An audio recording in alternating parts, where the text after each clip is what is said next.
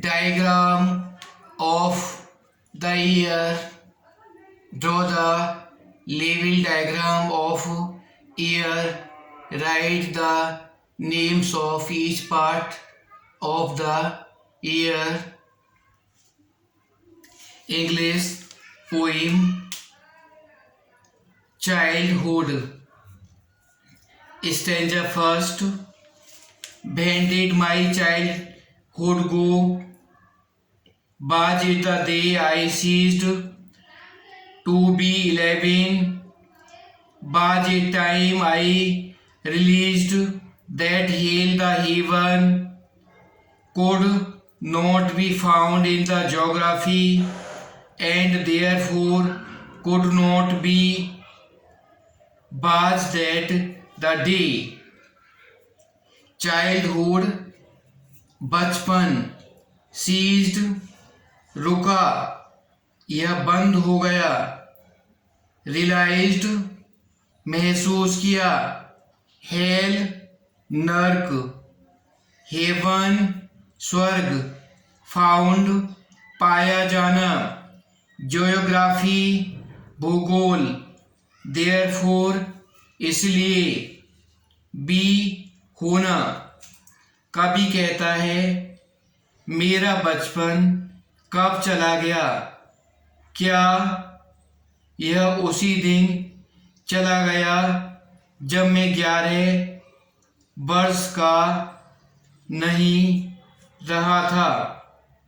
क्या यह उसी समय चला गया जब मैंने महसूस किया कि नर्क और स्वर्ग के नामों का भूगोल में कोई स्थान नहीं है और इसलिए नर्क और स्वर्ग का अस्तित्व नहीं हो सकता? क्या यह उसी दिन चला गया?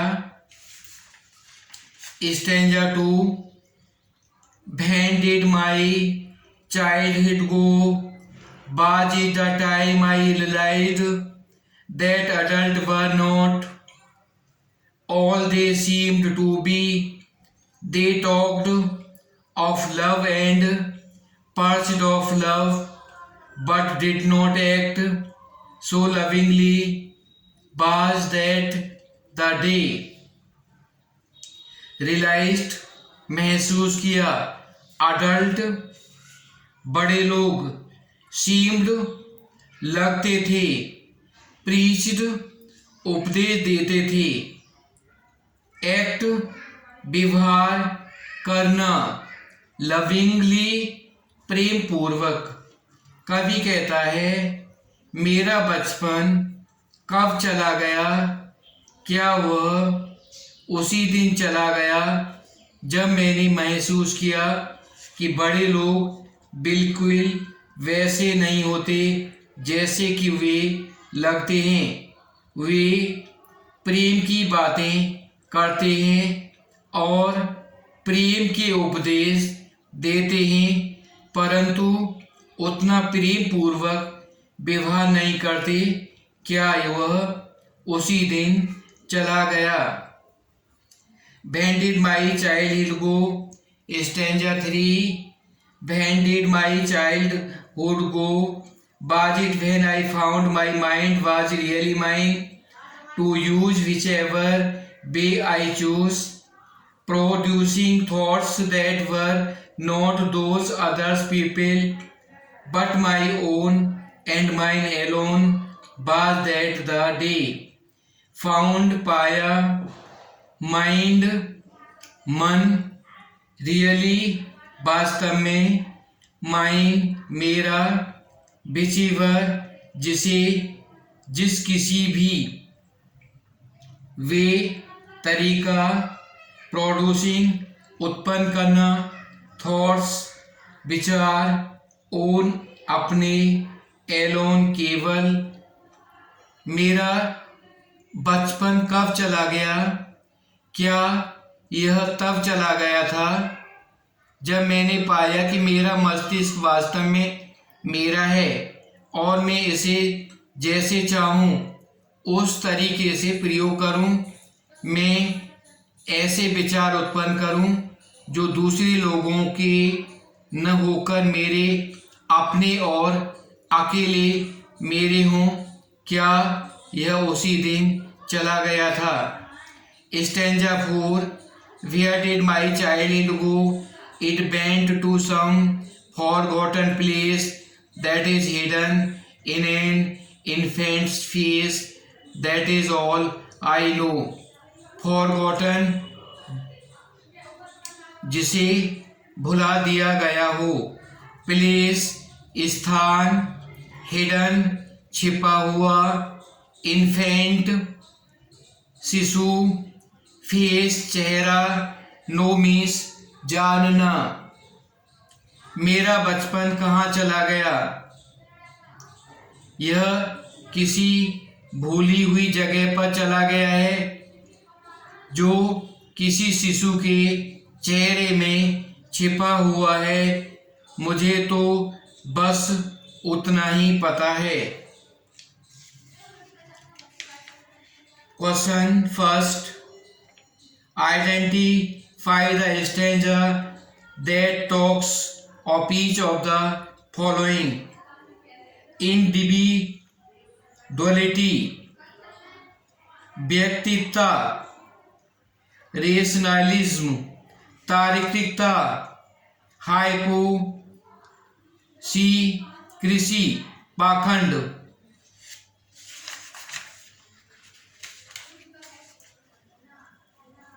Individually, when did my life childhood go? Was it when I found myself was really mine to use whichever way I chose, producing thoughts that were not of others people but my own and mine alone? What was that the day? इस वाले stanza में individually का use हुआ है। इसके बारे में, individually के बारे में बताने वाले वर्ड हैं। Rationalised, when did my childhood go? Was it today I ceased to be 11? Was it time I realised that hell and heaven could not be found in geography and therefore could my be? Was that the day? Hypocrisy, when did my childhood go? Was it a time I realized that adults were not all they seemed to be? They talked of love and preached of love, but did not act so lovingly. Was the day that day? What according to the poem is involved in the process of growing up? कविता के अनुसार बड़े होने की प्रक्रिया में क्या शामिल होता है? Answer, the process of growing up involve mainly 4 things: rationality, hypocrisy in the work, individuality of thoughts, loss of innocence. बड़े होने की प्रक्रिया में मुख्यतः 4 चीजें शामिल होती हैं: मस्तिष्क की तार्किकता, कार्य में पाखंड दिखावा, विचारों में व्यक्तित्वता, मासूमियत का खो जाना। Question 3, what is the poet's feeling toward the childhood? बचपन के प्रति कवि की क्या भावना है? The poet misses the day of his childhood now when he understand the reality of everything he miss his innocence as child. He knows that he will never get back his childhood. कवि को अपने बचपन की दिनों की याद आती है जब वह प्रत्येक बात की वास्तविकता समझता है उसे एक बच्चे के रूप में अपनी मासूमियत की याद आती है। वह जानता है कि उसे उसका बचपन कभी वापस नहीं मिलेगा। Question 4, which do you think are the most poetic lines? भाई, आपको कौन सी पंक्तियां सर्वाधिक काव्यगत लगती हैं, क्यों? These lines mean the most poetic to me. It went to some forgotten place that is hidden in an infant's face. These two lines have good rhythmic quality.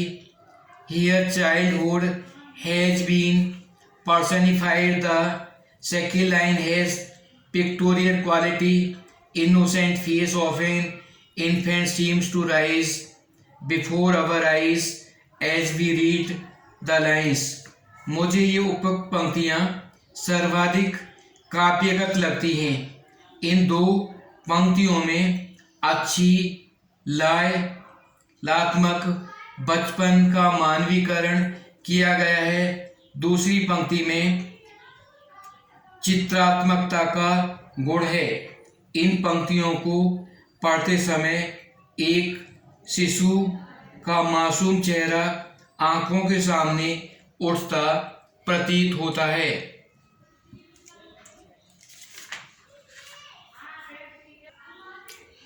Poem father to सन, पिता द्वारा पुत्र के लिए। यह कविता पीढ़ी अंतराल के विषय में है। पिता अपने पुत्र और स्वयं के बीच में एक दूरी अनुभव करता है। वह पुत्र के समीप आना चाहता है, किंतु उन दोनों का अपना अलग अलग संसार है। वे कभी समीप नहीं आ पाते हैं।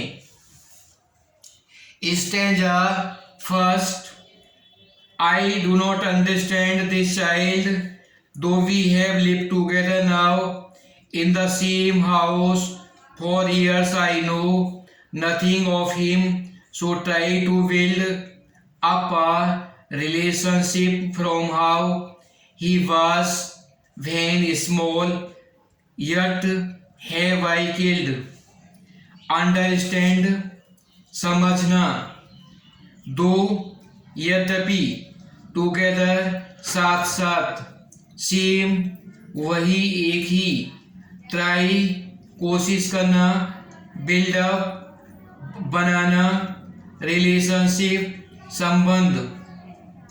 पिता कहता है कि यद्यपि हमें एक ही घर में साथ साथ रहते हुए वर्षों हो गए हैं, फिर भी मैं इस बच्चे अपने पुत्र को नहीं समझ पाता हूँ। मैं उसके बारे में कुछ नहीं जानता, इसलिए मैं उसके साथ उसी तरह का एक संबंध बनाने की कोशिश करता हूँ जैसे कि वह तब भी था जब वह छोटा था। Stanza 2, The seed I spent or sown it where the land is his and none of mine.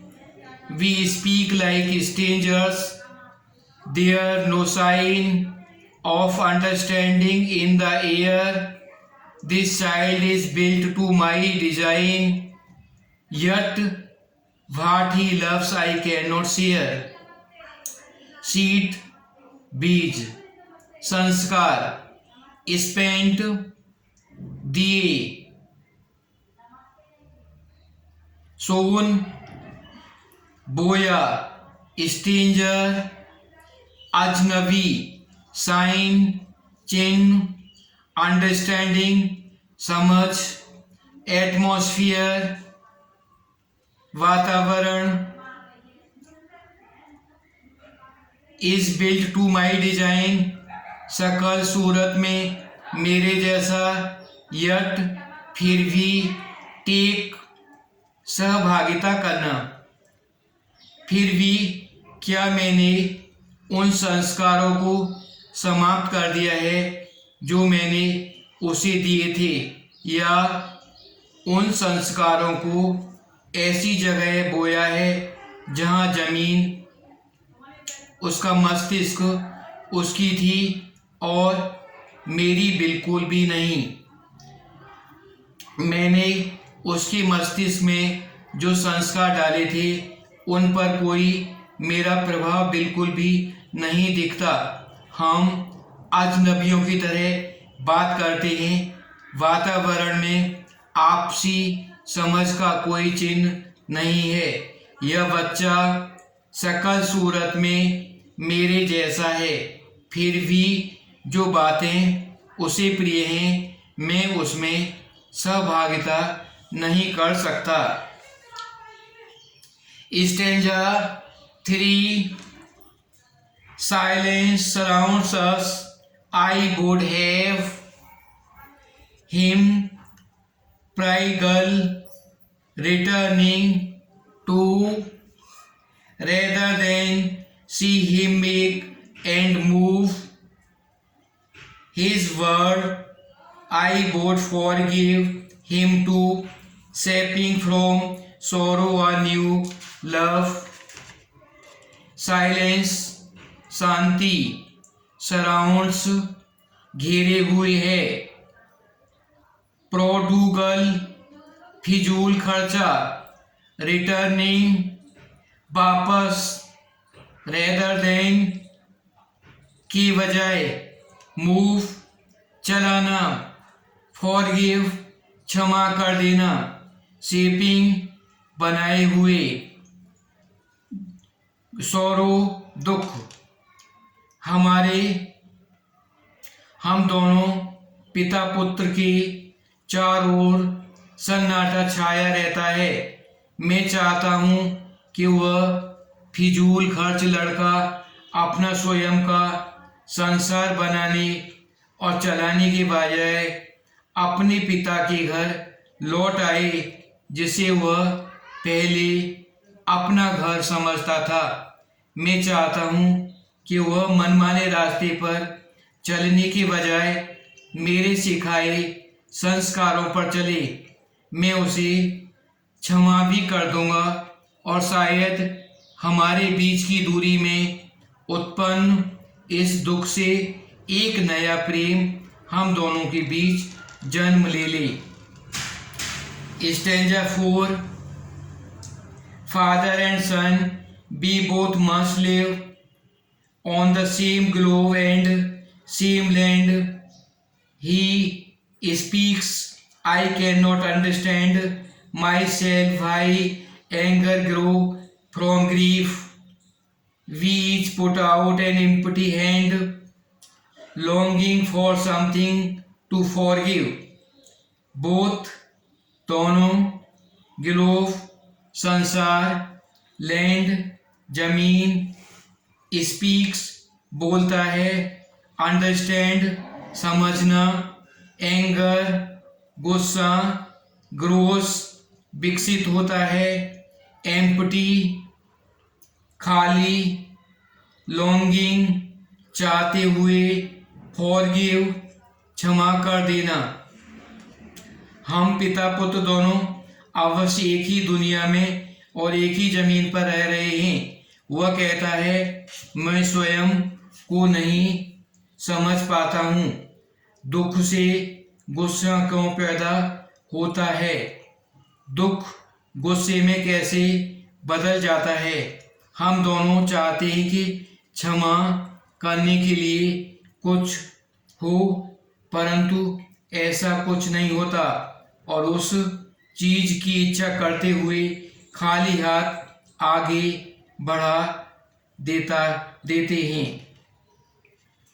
Question first, describe poem talk of an exclusively personal experience or is it fairly universal. क्या यह कविता किसी विशिष्ट व्यक्तिगत अनुभव के बारे में बताती है या फिर यह पूर्णतया सार्वभौमिक समस्या है? The poem seems to be talking of an exclusively person problem, but really it is not so. The problem of generation gap that has been discussed here is of universal nature.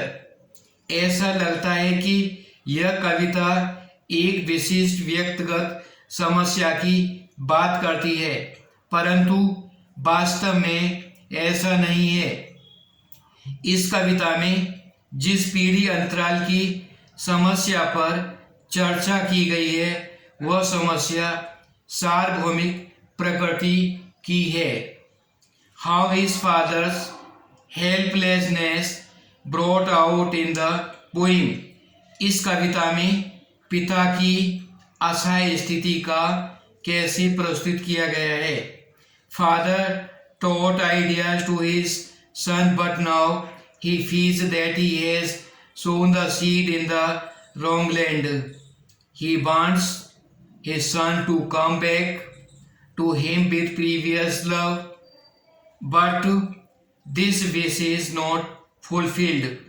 पिता ने अपने पुत्र को अच्छे आदर्श सिखाए थे, परंतु अब उसे लगता है कि उसने अपना बीज गलत जमीन में बो दिया। वह चाहता है कि उसका पुत्र पहले जैसे प्रेम के साथ उसके पास वापस लौट आए, परंतु उसकी यह इच्छा पूरी नहीं होती है। Identify the phrases and lines that indicate the distance between father and the son. पिता और पुत्र में दूरी इंगित करने वाले वाक्यांशों और पंक्तियों को पहचानिए। These phrases and lines are: I do not understand this child. Second, I know nothing of him. Third, we speak like a stranger. Fourth, what he loves I cannot share. 5, silence surrounds us. 6, we each put our an empty hand. ये वाक्यांश और पंक्तियां हैं। मैं इस बच्चे को नहीं समझता हूँ। सेकंड, मैं उसके बारे में कुछ नहीं जानता। थर्ड, हम अजनबियों की तरह बात करते हैं। नेक्स्ट, जो बातें उसे प्रिय हैं मैं उसमें सहभागिता नहीं कर पाता हूँ। नेक्स्ट, हमारे चारों ओर सन्नाटा छाया हुआ है। नेक्स्ट, हम दोनों खाली हाथ बढ़ाते हैं। Question 4, does the poem has a constant rhyme scheme. क्या कविता में कोई सतत लय योजना है? Yes, the poem has a beautiful rhyme scheme. Every stanza has 6 lines. First 2 stanza have the rhyme scheme A B B A B A. Third stanza does not have a consistent rhyme scheme. Fourth stanza has the rhyme scheme A B B C B A. हाँ, इस कविता में एक सुंदर लय योजना, प्रत्येक अनुच्छेद में 6 पंक्तियां हैं। पहले 2 अनुच्छेद की लय योजना A B B A B A। तीसरे अनुच्छेद की कोई सतत लय योजना नहीं है। चौथे अनुच्छेद की लय योजना A B B C B A है।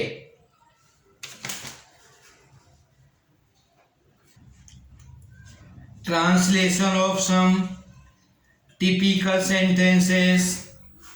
पॉपुलर प्रोवर्ब्स: ऊंट के मुंह में जीरा, a drop in the ocean. लोहे के चने चबाना, a hard nut to crack. इंसान की शक्ल में शैतान, a wolf in sheep's clothing.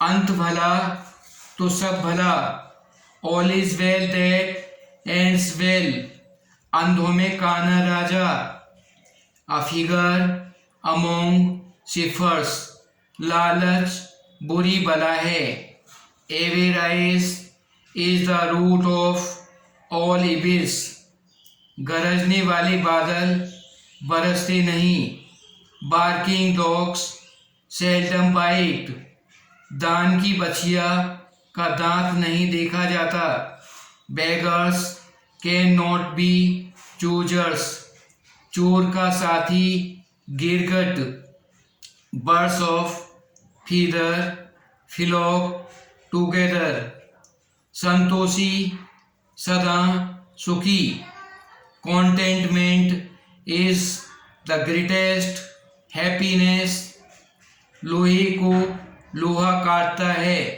Diamond cuts diamond, करेगा बुरा तो होगा बुरा, do evil and look for the like, नेकी कर दरिया में डाल, do good and cast it into the river, उपदेश से करनी भली, example is better than precept, आप भला तो जग भला, गुड माइंड गुड फाइंड, खाली दिमाग शैतान का घर, an empty mind is a devil's workshop, हर काम तसल्ली से होता है, slow and steady wins the race, भूख से किवाड़ भी पापड़ हो जाता है, hunger is the best sauce, डूबते को तिनके का सहारा, a drowning man at the straw, नो नगद न तेरे उधार, a bird in the hand is worth two in the bush, the portrait of a lady, महिला का शब्द चित्र, यह कहानी the portrait of a lady Khushwant Singh की पुस्तक the mark of Vishnu and other story से ली गई है। लेखक अपनी उस दादी माँ के चित्र को प्रस्तुत करता है जिसके साथ उसने अपना बचपन बिताया था। जैसे जैसे समय गुजरता गया वैसे वैसे इस संबंध में कई परिवर्तन आते गए। ये परिवर्तन केवल उपस्थितियों के कारण थे। लेखक अपने पोते के प्रति उस दादी माँ का प्रेम उसके मरने तक अपरिवर्तित ही बना रहा। यह पाठ हमें दादी माँ और उसके पोते के बीच में बने हुए संबंध के बारे में बताता है। इस पाठ का उद्देश्य बूढ़े दादा दादी के प्रति छोटे बच्चों में प्रेम और सम्मान की भावना को विकसित करते हैं। My grandmother dash dash contentment. Paragraph first. Wrinkled झुर्रीदार मेंटल पीस। अंगीठी के ऊपर की दराज। ग्रैंडचिल्ड्रन पोते पोतियां। रिवोल्टिंग अरुचिकर मूर्खतापूर्ण। अनडिग्निफाइड गरिमाहीन। प्रोफेट पैगंबर। क्रिस क्रॉस पंक्तियों का जाल। होबल्ड लंगड़ा कर चलती थी। रोजली जप करने की माला। अंटिडी अस्त व्यस्त रूप से बिखरे हुए, पेल, पीला, पकड़, झुर्रीदार, कॉन्स्टेंटली, लगातार, लैंडस्केप, दृश्य, सेरेनिटी, शांति, कॉन्टेंटमेंट, संतुष्टि। मेरी दादी माँ हर व्यक्ति की दादी माँ की भांति एक बूढ़ी महिला थी। 20 सालों से, जब से उन्हें मैं जानता हूँ, तब से वह बूढ़ी एवं झुर्रीदार चेहरे वाली रही हैं। लोग कहते हैं कि वह कभी जवान एवं सुंदर हुआ करती थीं तथा उनके एक पति भी थे, किंतु इस बात पर विश्वास नहीं होता। मेरे दादाजी का चित्र बैठक कक्ष में अंगीठी के ऊपर लटका हुआ है। उन्होंने एक बड़ी पगड़ी और ढीले ढाले कपड़े पहन रखे थे।